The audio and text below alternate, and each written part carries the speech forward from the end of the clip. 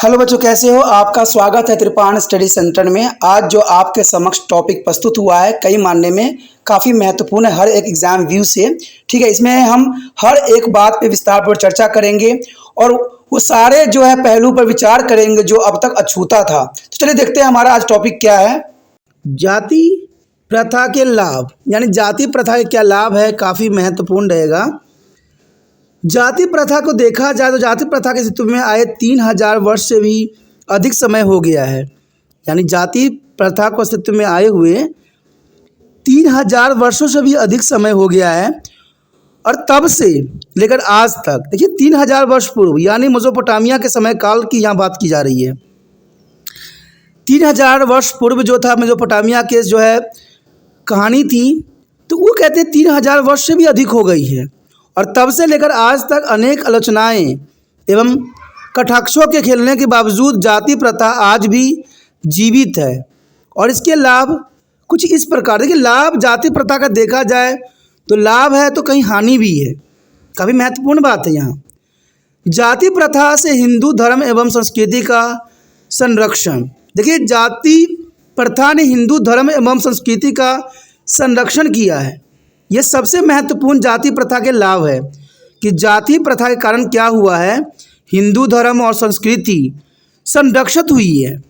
जाति प्रथा का सबसे उल्लेखनीय लाभ यह हुआ है कि इसे हिंदू धर्म एवं संस्कृति की सुरक्षा मिली है।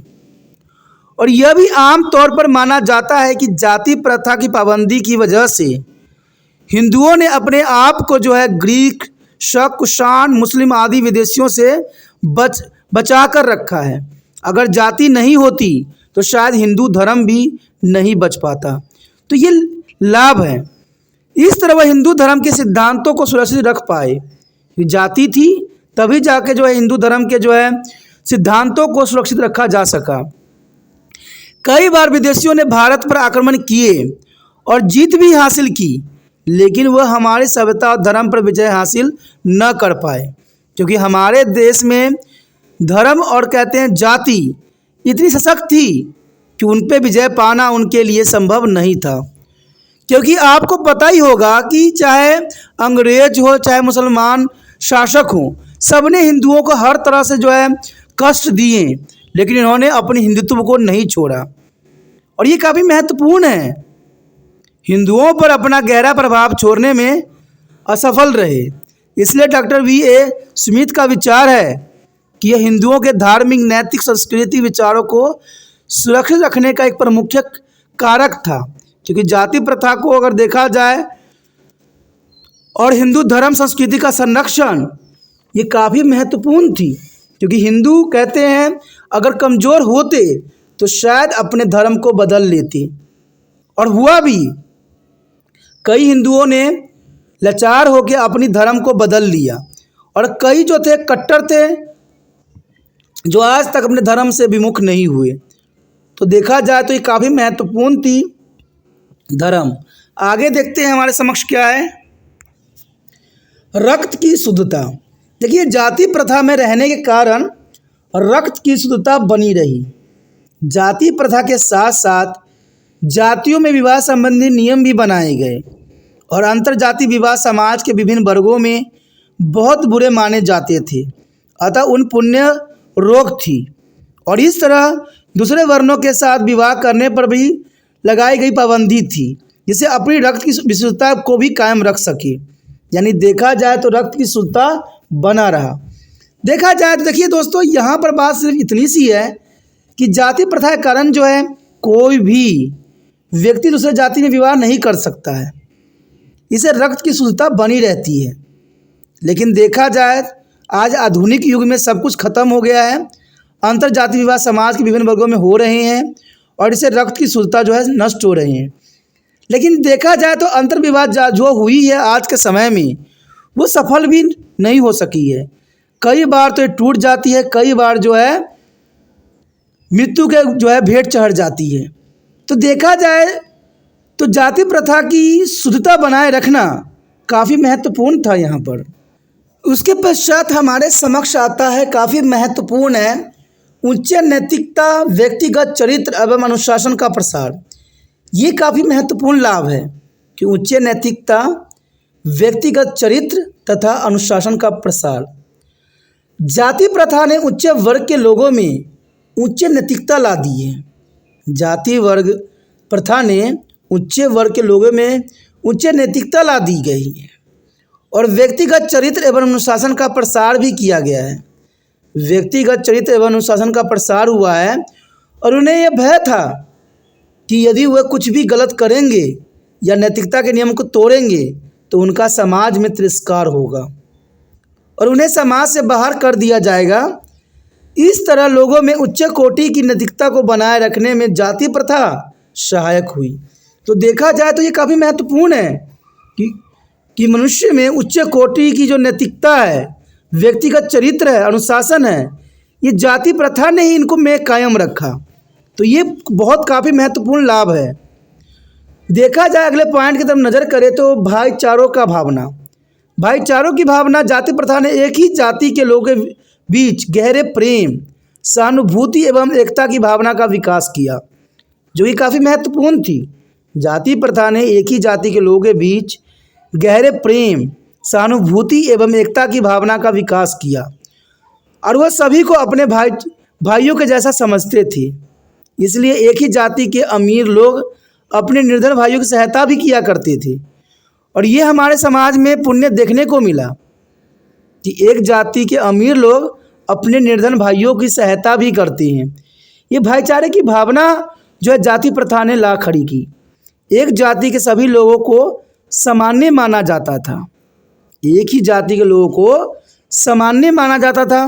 इस तरह जाति प्रथा से एक जाति समूह के सदस्यों में समाज सुरक्षा की भावना भी बढ़ावा मिला, क्योंकि अपनी जाति के लोगों के साथ ये बुरा कर नहीं सकते थे, क्योंकि इनमें भाईचारे की भावना थी।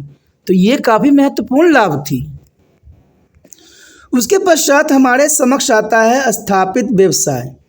ये काफ़ी महत्वपूर्ण है। स्थापित व्यवसाय, जब व्यवसाय वंशागत थे तो व्यक्तियों को इस बात को चिंता नहीं होती थी कि वह किस व्यवसाय को अपनाएगा, क्योंकि उसका व्यवसाय तो तब ही पक्का हो जाता था जब वो जन्म ले लेता था और एक पुत्र अपने ही पिता के व्यवसाय को अपनाता था। इस तरह बेरोजगारी की समस्या खत्म थी। यानी स्थापित व्यवसाय, पिता के बाद पुत्र उस व्यवसाय को अपनाता था और ये वंशागत चलती थी। इससे उनको बेरोजगारी की समस्या से कोई परेशानी नहीं थी, कोई चिंता नहीं थी और अपने पिता का व्यवसाय को वो बहुत ही सरलता से अपना लेते थे। तो इससे जो है स्थापित व्यवसाय होती थी और इससे देखा जाए तो सबसे बड़ा बेरोजगारी की समस्या पर जो था कंट्रोल था। तो ये काफ़ी महत्वपूर्ण लाभ थी। आगे अगर हम बात करें तो पारिवारिक कार्य में दक्षता में आर्थिक समृद्धि। पारिवारिक कार्य में दक्षता से आर्थिक समृद्धि, देखा जाए तो जाति प्रथा के अंतर्गत लोग अपने व्यवसाय करते थे और अपने ही परिवार में करते थे। इसे जो बच्चे आगे कार्य करते थे या जो बड़े बड़े लोग कार्य करते थे वो अपने कार्य में कुशल होते थे, क्योंकि व्यवसाय पूर्व निर्धारित होते थे। तो इस तरह से बचपन से ही लोगों में अपनी पारिवारिक व्यवसाय के प्रति सम्मान होता था और बचपन से ही सीखते हुए उसमें दक्ष हो जाते थे। यानी एक बच्चा भी बचपन से उस कार्य को करता था और अपने कार्य में दक्षता हासिल कर लेता था। इस तरह वे आर्थिक समृद्धि में अपना सहयोग देते थे, क्योंकि दक्षता कहते हैं आज के समय दक्षता काफ़ी महत्वपूर्ण होती है और जिसके पास दक्षता, अच्छा कौशल है, वही आर्थिक समृद्धि में भी है। तो ये तब होता था, उस समय होती थी जब पारिवारिक कार्य में उनको दक्षता हासिल होती थी, जब जाति प्रथा थी। उसके पश्चात हमारे समक्ष आता है बेरोजगारी की समस्या का समाधान। कहते हैं जाति होने के कारण बेरोजगारी की समस्या का समाधान बहुत ही आसानी पूर्वक होता था। बच्चों को बड़े होकर अपने पिता के व्यवसाय को ही अपनाना होता था और इस तरह से जो है बेरोजगारी का प्रश्न नहीं उठता था, क्योंकि इस तरह की रोजी रोटी की समस्या अच्छे ढंग से संतोषपूर्वक हल हो जाती थी। लेकिन आज जाति प्रथा को ढीला होने या नष्ट हो जाने के कारण बेरोजगारी की समस्या इतनी बढ़ गई है कि आज देश जो है बेरोजगारी की समस्या से जूझ रही है। और कहते हैं इसका जाति का होने का ये लाभ होती है कि बच्चे अपने जाति के ही कार्य करते हैं और इससे बेरोजगारी की समस्या का बहुत ही आसानी से समाधान हो जाता है। उसके पश्चात हमारे समक्ष आता है कला एवं उद्योग में उन्नति। जाति प्रथा होने के कारण कला एवं उद्योग में काफ़ी उन्नति हुई। कला एवं उद्योग में उन्नति देखा जाए तो जाति प्रथा का एक सबसे बड़ा लाभ यह था कि प्रत्येक व्यक्ति को अपने पुरखों के व्यवसाय को अपनाना पड़ता था। ये काफ़ी महत्वपूर्ण थी कि जाति प्रथा का सबसे बड़ा लाभ यह था कि प्रत्येक व्यक्ति को अपने पुरखों यानी अपने पूर्वजों के व्यवसाय को अपनाना पड़ता था। अंततः सभी प्रकार के कला, विज्ञान, शिल्प किसी जाति विशेष के हाथों में थे। यानी जिस जाति के लोग इन चीज़ों में महारत हासिल कर रखे थे वही इस कार्य को करते थे। इस प्रकार यह हुआ कि कुशल हाथों में होने से इन कला एवं उद्योग को पूरी समर्थन मिला और इससे बहुत अधिक उन्नति भी हुई। क्योंकि आज हर कोई व्यक्ति सीखना चाहता है, हर व्यक्ति अपने हर चीज़ में जो है अपना प्रबंध अपना रहा है। तो इससे ये हो रहा है कि उस चीज़ में उनकी जो है उन्नति बहुत ही कम रहती है। लेकिन देखा जाए जाति प्रथा के कारण जो है लोग शुरू से ही अपने पुरखों के किए गए व्यवसाय को अपनाते थे और इससे जो है कला, विज्ञान, शिल्प में काफ़ी जो है कुशलता देखने को मिलती और ये उन्नति भी होती, जो काफ़ी महत्वपूर्ण है। आगे जो हमारे समक्ष आया है हिंदू धर्म का विस्तार। जाति प्रथा का एक उल्लेखनीय लाभ यह भी है कि इसे हिंदू धर्म के विस्तार में सहायता मिली और अधिकतर विदेशी आक्रमणकारी जब भारत में बसे तो वो हिंदू धर्म में ही शामिल हो गए, लेकिन अपनी अलग पहचान उन्होंने अपनी अलग जाति के रूप में बनाए रखी।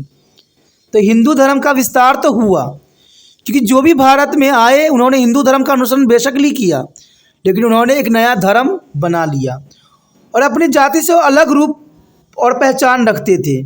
तो देखा जाए तो हिंदू धर्म का विस्तार काफ़ी महत्वपूर्ण था यहाँ पर। उसके पश्चात अगर हम बात करें सरकार के बोझ एवं जिम्मेदारियों में कमी। अब देखिए जाति प्रथा थी तो सबसे अधिक जो फ़ायदा होता था सरकार को होती थी, क्योंकि जाति प्रथा के नियम के अनुसार क्षत्रिय को समाज एवं शासन व्यवस्था की सुरक्षा करनी होती थी और इस कार्य के लिए प्रशिक्षण उन्हें आरंभ से अपने परिवार में ही मिलना शुरू हो जाता था और इस तरह से सरकार का सैनिक की पेंशन देने का होने वाला व्यय भी बच जाता था। लेकिन आज के समय में देखिए कोई भी व्यक्ति सैनिक बन सकता है। कहते हैं कुछ रूल रेगुलेशन सही भी थे तो कुछ गलत भी थे, लेकिन जाति प्रथा के लाभ भी हैं तो कई हद तक हानियाँ भी हैं और इस बात से भी हम इनकार नहीं कर सकते हैं। दोस्तों यहाँ पर जो हमने 10 पॉइंटों को जो है विस्तार पूर्वक समझा, जाना, कहते हैं ये काफ़ी महत्वपूर्ण है जाति के लाभ के अंतर्गत। अगर हर एक पॉइंट को आप एनालाइज अच्छे से करते हो, समझते हो, तो कोई भी क्वेश्चन होगा कहीं किसी भी क्लास का होगा तो आप बहुत सरलता से जो है इसका आंसर दे सकोगे। तो इसलिए इन क्वेश्चनों को ध्यानपूर्वक पढ़िए, समझिए, एनालाइज कीजिए और इनको पॉइंटों को जो है बार बार पढ़िए, जो आपको एग्ज़ाम के लिए अच्छा से अच्छा तैयारी मिल सके। ठीक है, अगर ये सब बात समझ में आई, अच्छा लगा, अगर आप दिल से त्रिपाठी सेंटर का मदद करने के विचार रखते हो मन में, तो जितना हो सके इस वीडियो को शेयर कीजिए। और शेयर करने के लिए कुछ नहीं करना है, यूट्यूब से लिंक को कॉपी करना है और 24 घंटे के लिए व्हाट्सएप स्टेटस पर लगा देना है।